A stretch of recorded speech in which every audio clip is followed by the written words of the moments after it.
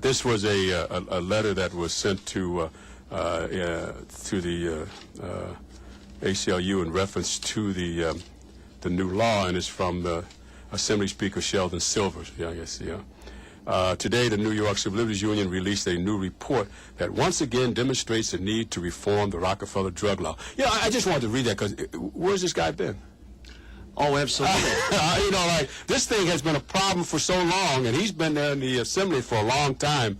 And the first statement got me right there, you know. It demonstrates the need to reform, you know, as if he just came out from up on the rock. You know, I don't have to negotiate with him, so I guess I can say that. Well, you know, New York State has the dubious distinction of incarcerating more of our citizens per capita than China. Okay. Okay. And we have more harsh drug laws than Mississippi, Alabama, Texas, and it's been like this for more than a generation.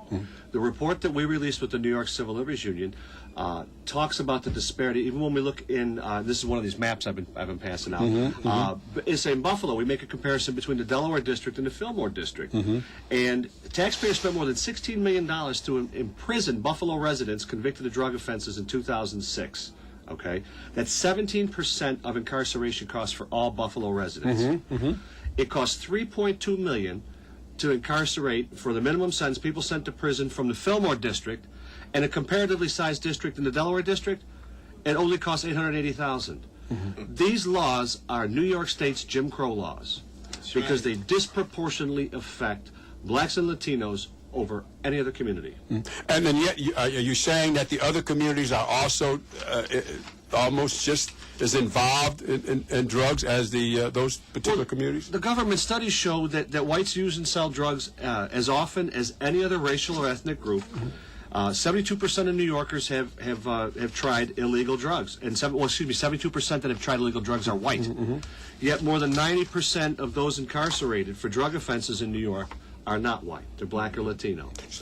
Something doesn't add up. Yeah. So taking what you just said, and this is what the report says now, right? This comes out in the report. So where does the blame lie? I mean, are we saying that the enforcement aspect here is very biased? What are we saying? That's a very good question. And that's one of the questions that the report comes out with. We're so close. For the first time in more than a generation, we are that close to getting the true reform started on these laws. We've got a bill passed in the Assembly. We need to tip the Senate. We're very, very close. One of the most important things about your audience, Ted, is that most of them are in the 58th New York Senate District, Mr. Stokowski's district. He's getting a tremendous amount of pressure right now from the District Attorneys Association not to move forward and vote with like the Assembly has and like the constituents believe he should, and overturn these laws and take this gigantic step forward. And one of the reasons is that unlike any other part of the legal code, district attorneys have more influence over sentences with Rockefeller drug laws than any other part of the penal law. And they don't want to give it up. They're going to give it up, and we need to help them do it. They got to give it up, and where John and ACLU have to be within certain legal margins and doing great. I can give you a soundbite from Ground Zero, these communities who become the fodder, which has now become a state economic system by incarcerating these many people of color, and I will include poor whites, but very many people of color, and know that these laws are antiquated and never should have been established, are not in the best interest of the state or of the populace of the state.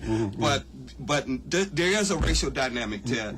And when we look at a police force that has to go through racial sensitivity training already, that tells you there is a racial component. And when we look at all the reports that show how many people of color have been incarcerated unfairly, inappropriately, there is a racial component. Just wanted to say that. I'm with you. Yeah, last week I read in the paper a young white kid was found dead out at UB in this tunnel. Like I guess you probably read that, and they don't know whether he fell or was hit by a car. But then after they looked into it longer, he had been given a summons because he had been caught with marijuana, and he was supposed to go, and I guess they have some sort of internal kind of mechanism where the students go to. Do you know what my thought was when I read that story, Ted? My thought was if that young man was black or Latino, he wouldn't be dead. You know why he wouldn't be dead? In jail. Because they wouldn't put him in jail for that. That's my point. Exactly. That's the disparity. That's where I'm heading at. Out there, they have this new plan. You catch those kids who are fortunate enough to go to college. All right, he gets caught. He goes to an internal hearing with no criminal record. Kids here in the inner city or whatever, Buffalo, goes to jail for the same type of offense. How do we allow that to happen? I guess why is that happening in American society in the year 2008? There's such disparity. Well, I don't know that your show's long enough for me to answer. Oh, well. But I can tell you how we can start to stop this from going any further. How we can free up another generation, and we can start by going after our New York State senators to get this reform started. We've got to untie the hands of the judges. We have to establish alternatives to incarceration.